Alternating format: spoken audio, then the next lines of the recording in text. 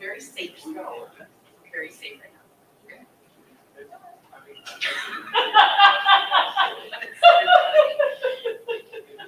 What am I doing back here? I don't know. So you say that.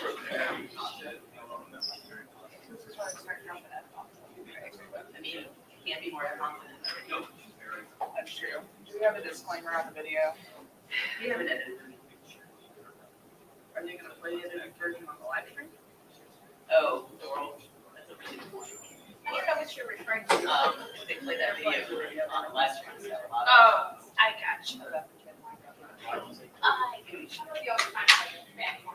Well, because we gotta run to the live shot at noon, so TikTok. you know why we run out. yeah, that's fine. We need to have a big commentary. Is Don't we all? everybody ready to go? Yeah, yes.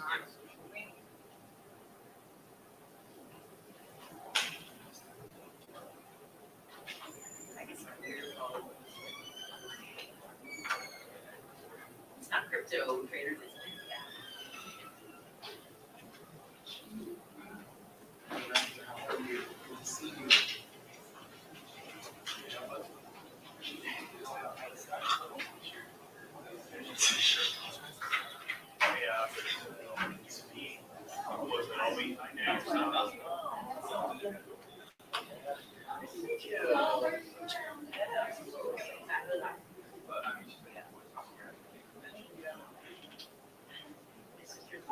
Great. She's really good.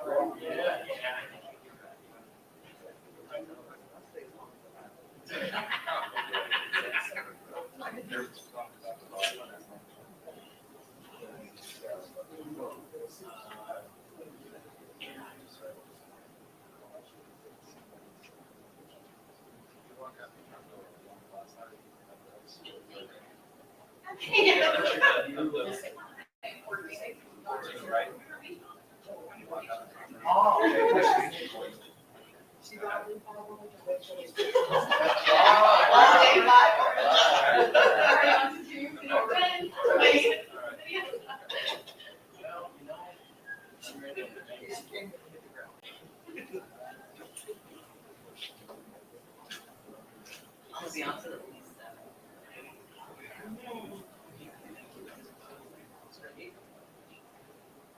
Yeah.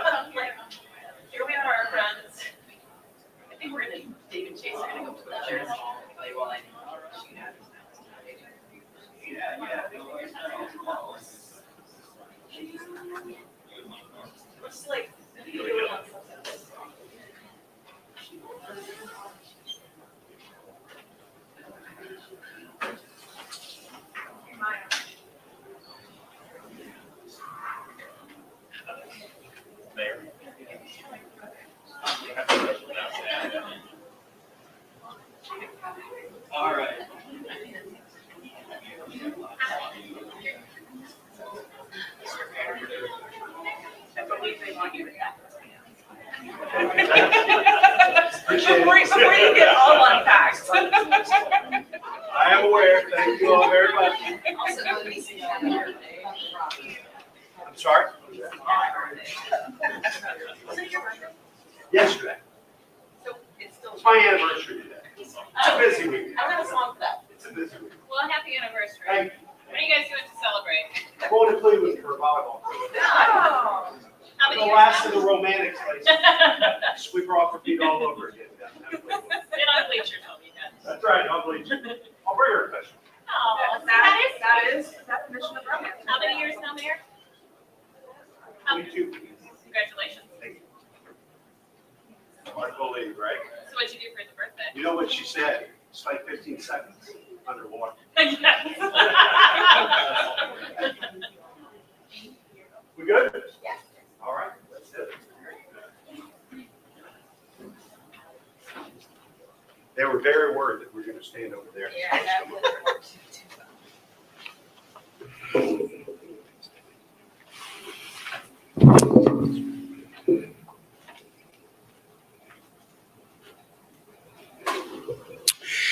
Good morning. Thanks for joining us this morning.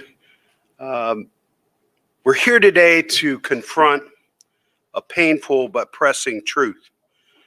Our city, much like the rest of the nation, is besieged by a devastating gun problem. There can be no denying it. We cannot ignore it. Ever since the federal assault weapons ban expired back in 2004, there has been a steady proliferation of guns throughout the United States, particularly in our cities. The ramifications have been disastrous and they've been deadly. There are now more guns on the streets of Columbus than ever before in cities all over America. Last year, the Division of Police recovered more than 3,300 firearms, the most ever collected by the division. So far, we're on track to recover more guns this year than we did last year. A testament to the dedication and hard work of Chief Bryan and our officers, and to the community who continue to share tips and information. But it's also a very disturbing indication of all the work that remains to be done. Despite the false, fanciful, and far-fetched claims of extremist politicians and extreme interest groups, these weapons are not making our neighborhoods safer. Quite the opposite is true. Unfortunately, the state legislature continued to stand in our way. They passed some of the most reckless and dangerous gun laws in the history of the state, and children and families paying with dear consequences. They are on the wrong side of this critical issue. It is up to us at the local level, mayors, city managers, council members, police chiefs, public health officials, prosecutors, judges, to do what we can within our power, within our jurisdiction, to keep our residents safe. But know this, we will not yield. We will not stand down. Our oaths require us to do everything we can to make our city safer. We're not trying to eliminate the constitutional right to bear arms. On the contrary, we welcome responsible gun owners, and many of them support some of these common sense, basic. These are things supported by Republicans, Democratic office holders, people from all walks of life, gun owners as well. They understand, as we do, that every constitutional right comes with its share of responsibilities. You can't yell fire in a crowded theater and hide behind the First Amendment. You shouldn't be able to own a gun if you've committed violence against intimate partners, family members. There's no reason we can't have universal background checks. And we know, based on what's happened just this past week in Columbus, that everyone that owns a gun needs to make sure it's safely stored away from children and other criminals who may want to steal it and hurt others. This includes keeping the guns out of the hands of those who should not have access to them in the first place. Criminals are certainly at the top of that list, but children and minors too. It's incumbent upon us to stop the flow of firearms into the hands of our young people. Guns are not toys, and owning them is a very serious responsibility. According to the CDC, guns are the leading cause of death for children and teens in the United States. Let me repeat that.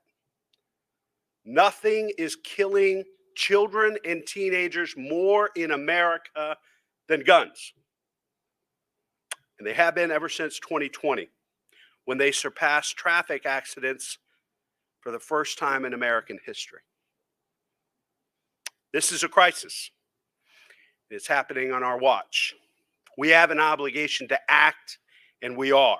That's why I declared gun violence a public health crisis and charged Dr. Roberts with establishing specific recommendations that tackle this problem head on.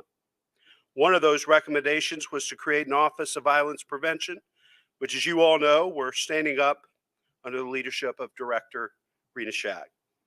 But we've also done what we can to pass common sense gun safety laws within the city of Columbus, like limiting the number of rounds in a magazine, demanding safe storage for guns, and increasing penalties for shady firearms dealers. Doesn't seem very extreme to me. Seems like pretty sensible, basic things we ought to do to protect children and families and keep guns out of the hands of criminals. The Delaware County judge halted enforcement of those laws earlier this week, and City Attorney Klein is here today to talk about our next steps, because we will continue this fight. This setback does not mean we're giving up, far from it. We're continuing to make the case for responsible gun ownership and giving our residents the tools they need to keep their children and families safe. Let's start with the basics. Guns must be properly stored, locked up, stowed away in a secure location where children cannot get to them, or better yet, where children do not even know they exist. Sadly, this is not proving to be the case. Just last weekend, there were multiple accidental shootings in our city involving children finding guns that were not safely stored. And make no mistake, these were preventable tragedies, each and every one of them. Dr. Roberts will talk more in just a few moments about the importance of lockboxes and how our residents can go about getting them free of charge. The city is doing everything we can to protect children and make our neighborhoods safer. But we need everyone in our community to step up and take action as well. If you have a firearm in your home, lock it up, secure it, keep it out of reach from children and teens. Please do not leave your firearms in your cars. We know that there are a series of illegal criminal gangs that are breaking into cars throughout the city and the region to help supply the firearms they need to carry out violent crimes in our community. Secure your weapons. At the same time, you need to know where your kids are and who they're with. Have a plan in place to make sure they have the care and supervision they need before school, after school, on weekends, during the evening hours. And speaking of evening hours, set a curfew, enforce it. We don't need a citywide curfew. We need a curfew in every home throughout this city, and we need parents enforcing it. If you aren't able to be home, lean on family members, trusted friends, and loved ones to help fill those gaps. This is where we all have a part to play. Relatives, faith leaders, neighbors, other members of the community, and of course, the city. This is a collaborative effort, plain and simple, and it will require each of us, every single one of us, to pitch in and do our part. To talk more about the work underway at the Division of Police, and to share some insights into what our officers are experiencing on the streets of Columbus, it's my pleasure to introduce our Chief, Elaine Bryant.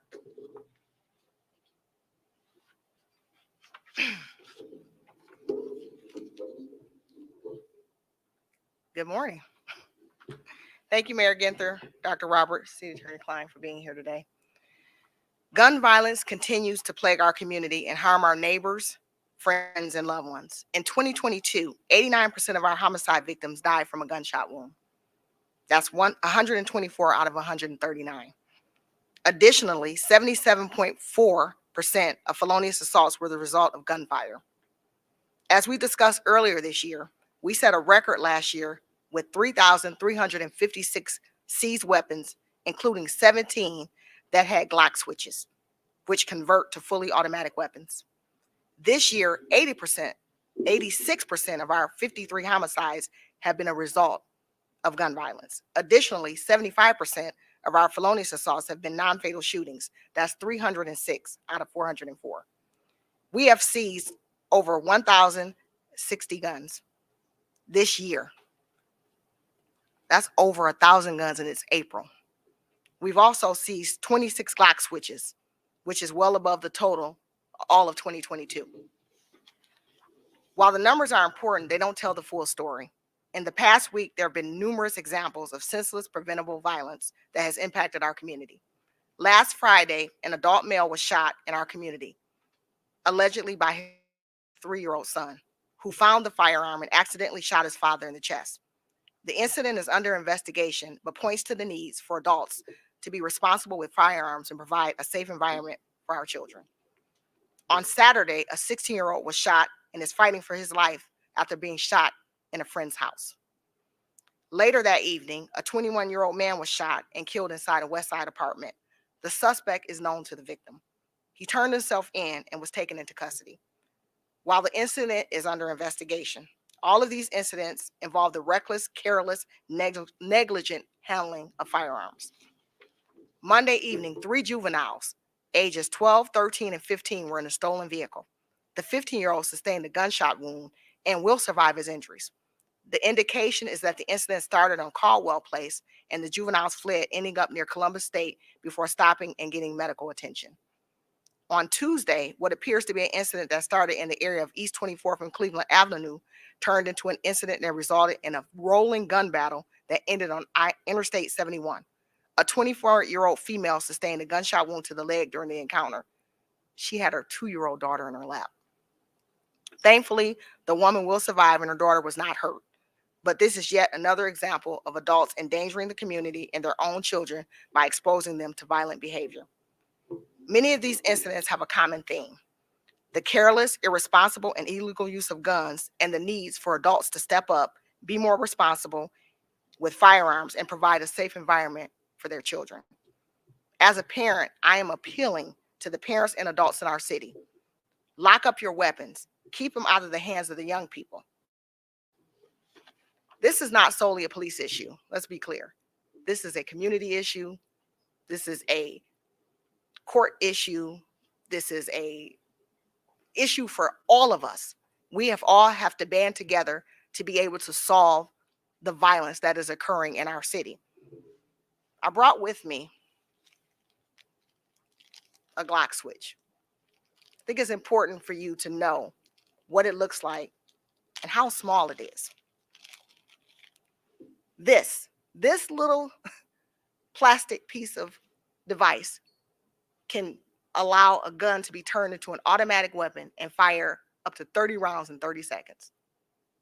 We've taken 26 of these off the streets, and it's April. Last year, we only took, for the entire year, 17. That just goes to show you what we're dealing with out in the city. Thank you. I'm going to ask Dr. Roberts now to come to the stage and speak.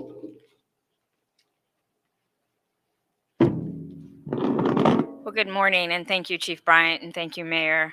It's good to see all of you today, unfortunately, under these circumstances. My notes.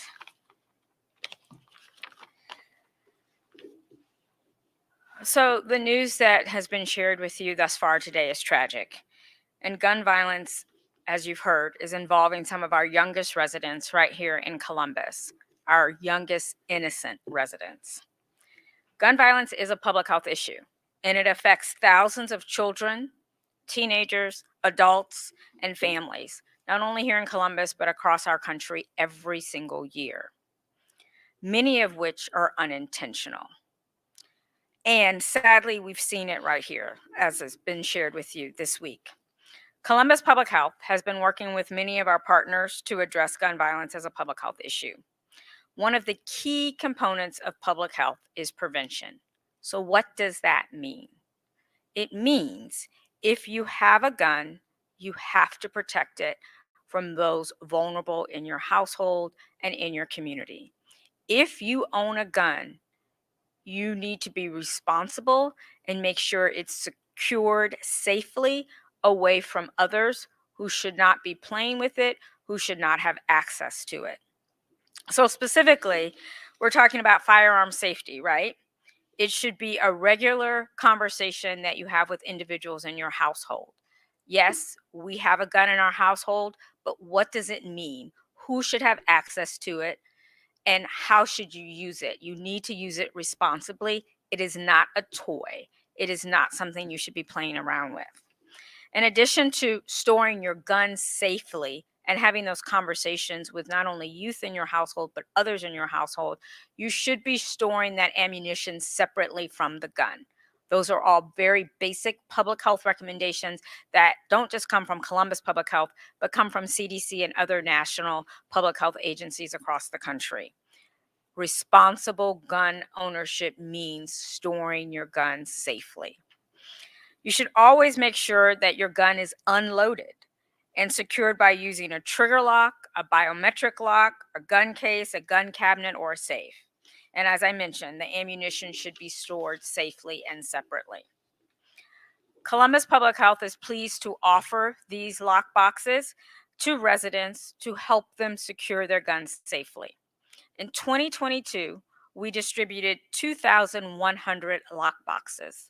Thus far, and we're at the end of April of 2023, we have given over 1,100 lock boxes this year, and we've got more to give. So, if you're interested in receiving a lockbox, you can do so simply from Columbus Public Health, free of charge. You can go to our website at columbus.gov/lockbox, fill out the survey there, and we will let you know when we have it available and when you can come to the department to get one. If you don't have internet access and you want to give someone a call and ask some questions, you can call us at 614-745 9454. I'll repeat that number again, 614-745-9454, or go to the website columbus.gov/lockbox. We've seen way too many tragedies occur already this year, and some of our youngest residents have been impacted. We cannot let this continue to happen. We have to all work together, as you heard from Chief Bryant, and those who own guns or have guns need to be responsible gun owners. So we encourage everyone who has a gun to help protect your loved ones and the community by keeping them locked away and secure. I thank you for your attention today, and it is now my honor to represent one of our partners in this work against gun violence, Columbus City Attorney Zach Klein. Thank you.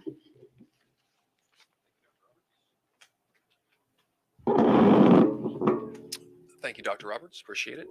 I think to set the stage and the context, we were fortunate enough to see a real life example of what we're talking about with safe storage. The chief mentioned the 3-year-old shooting the father, kids handling guns, discharging them, injuring, killing other people. We actually have on video, many of you seen, but I want to play it for context. And I know some of you all may be streaming. This does include some foul language, just as a heads up to y'all. So why don't you play it, Pete?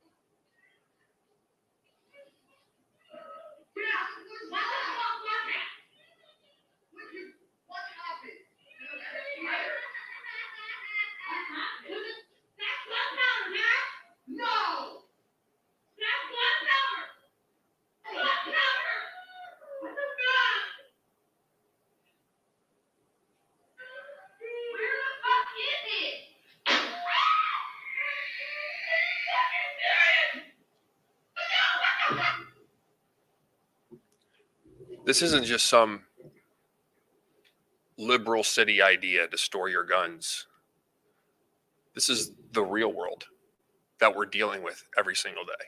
I don't know how you can look at this as a parent and not have the hair on the back of your neck stick up that your kid could go over to a person's house, a friend's house, and there be a gun laying in a couch cushion that your kid could pick up and point it at his face because he's a toddler, and the gun discharged and narrowly miss shooting his face off.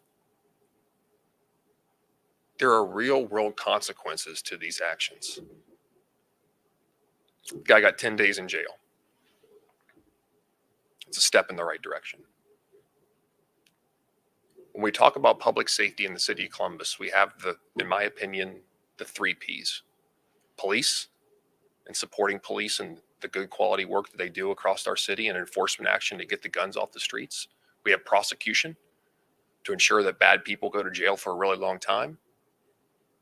We have people, making sure we make the investment in each of them and their families so they have an opportunity to succeed, a chance and hope of opportunity of success. But I'm going to add a 4th one. We need the politicians and the political will to get something done. The stats do not lie. Whether it's mass shootings on the exponential rise following the end of the assault weapons ban by Congress, or whether it's the lack of safe storage laws and the exponential increase in homicides across the United States because there is no political will at our state house or by our attorney general or by our governor or by Republicans in the halls of Congress to make a difference here. This isn't Zach Klein's opinion. This is the data that shows the United States of America as an outlier in the amount of gun-related deaths in the entire civilized world. And we can do something about it if we had the political will to get it done. So we're doing our part. We're not going to give up. As of about an hour ago, my team filed a motion to stay the judgment pending appeal in Delaware County of the decision of the Delaware County judge. And in the alternative, asked him to consider and reconsider the fact that because of jurisdictional questions of it being filed in Delaware County, whether the injunction applies to the entire city of Columbus or just the city of Columbus portion in Delaware County. We're fighting on several fronts. We're fighting in Fairfield County, fighting in Franklin County, we're fighting in Delaware County, but we will fight every step of the way until this ends up in the Ohio Supreme Court. And I honestly believe that we will win.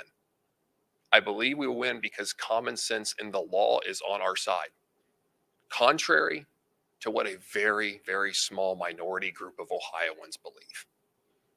Because the will of the people in changing gun laws to bring common sense to this discussion, to somehow think the Second Amendment is absolute and different from every other amendment that has reasonable restrictions associated with it, it's on our side, as the people of the city of Columbus know.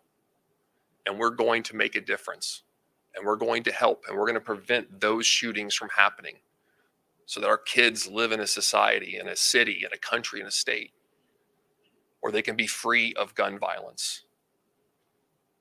Thank you.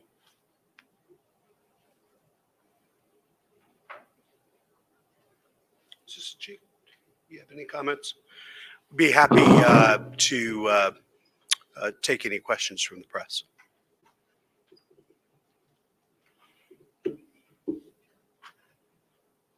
Question for the chief. Mhm. Whether they be these unintentional, seemingly accidental shootings or the more intentional crimes where young people are using guns, what are you all finding is the primary way that kids in Columbus are getting their hands on guns? Are they being illegally sold them, or are they finding them in places where they shouldn't in their parents' houses?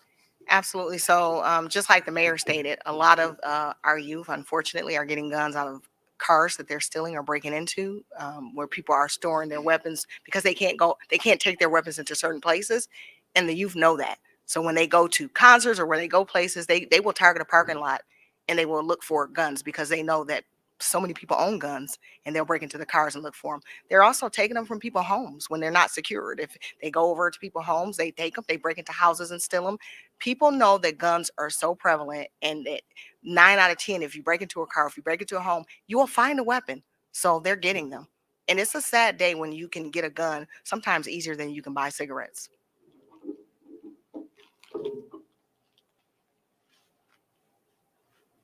Any other questions from the press? So just to reinforce the message, we need parents, caregivers, families to step up, safely store firearms at home. People that have firearms, please do not leave them unsecured in your cars. They have become, as the chief mentioned, a primary way for illegal crime gangs to provide the tools they need to carry out mayhem in our neighborhoods. And we need the rest of the community to step up too, with respect to our young people. Even though these kids are not biologically or legally ours, they are our kids. And we have a responsibility as a community to make sure that they're safe. And let this be another message to those who stand in the way of common sense gun safety legislation. The video is pretty powerful. Not much to argue there. Whether you live in a rural area or an urban area, you're Republican, Democrat, white, black, male, female. We can do more. We know what we need to do. The data, the information, Dr. Roberts has laid it all out. We know what we need to do. We just have to find the courage to do it. Yes. If you could write the first law, what would it be? We already have, and we passed it. All we're trying to do is to get the judiciary to allow us to enforce it. What's the next law? We believe passionately that we ought to ban assault weapons. We believe in uniform background checks. We believe in red flag law, safe storage, all the things that, banning bump stocks. These are all common sense things. 90% of Ohioans support. Prosecutors, police, Republicans, gun owners. That's what we have done, and we're going to continue to do. And as the city attorney said, we'll fight them. Every court, every county. I mean, do you think it was an accident that the attorney general and others filed this suit in Delaware County? I wonder how they might have fared in Franklin. I've got a question for probably Mr. Klein. Mm-hmm. In this case, the video you showed, and you mentioned that the person who owned that firearm that was in the couch got 10 days in jail. Why only 10 days? That was a conversation with the mother and what the mother felt comfortable with. When we do any sort of agreed sentencing, we want to make sure that the victim, in this case, the mother of the child, is comfortable, and she was comfortable with 10 days. And so we want to make sure her destroyed. This is a message and a step in the right direction. And he actually pled to child endangerment. So, he now has to deal with that on his record for the rest of his life. Are there other cases pending criminally for this legislation, and what's the status of those given the ruling in Delaware County and where things stand currently? To my knowledge, there are no current charges under these particular safe storage provisions. We have advised the Division of Police not to charge. We have no idea how the investigations are going to play out to the incidences that the chief described, but they may very well end up in a safe storage situation where we can't charge the individual for safe storage. Maybe there's other crimes we could charge them for, but we can't charge them for safe storage, which is a real, I think, loss and hit against public safety. You know, child endangering is a fine criminal penalty, but the reality is there's two deficiencies as it relates to the safe storage law. The first deficiency is child endangering really only involves your kid or the person that you have custody over. So Bethany, if you have a child and it comes over to my house and something happens, that's your child, not my child. So I cannot be charged with child endangering. And the second is child endangering is a generic law in nature. And there's no guarantee that a jury would find that particular conduct to be in violation of the child endangering statute. Whereas the safe storage, it's very specific. Lock up your damn gun away from kids when kids are around.